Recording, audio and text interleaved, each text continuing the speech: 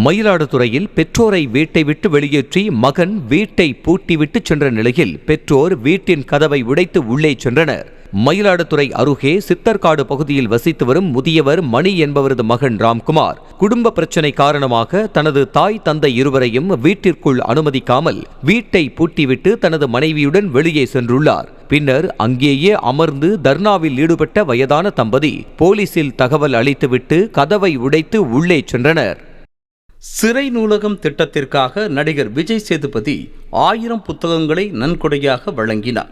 மதுரை மத்திய சிறைச்சாலை வளாகத்தில் சிறை கைதிகளுக்கு புத்தகங்களை நன்கொடையாக வழங்கும் வகையில் சிறை நூலகம் திட்டம் செயல்பட்டு வரும் நிலையில் இதற்காக நடிகர் விஜய் சேதுபதி 1000 புத்தகங்களை மத்திய சிறைத்துறை துணைத் தலைவர் பழனியிடம் வழங்கினார்.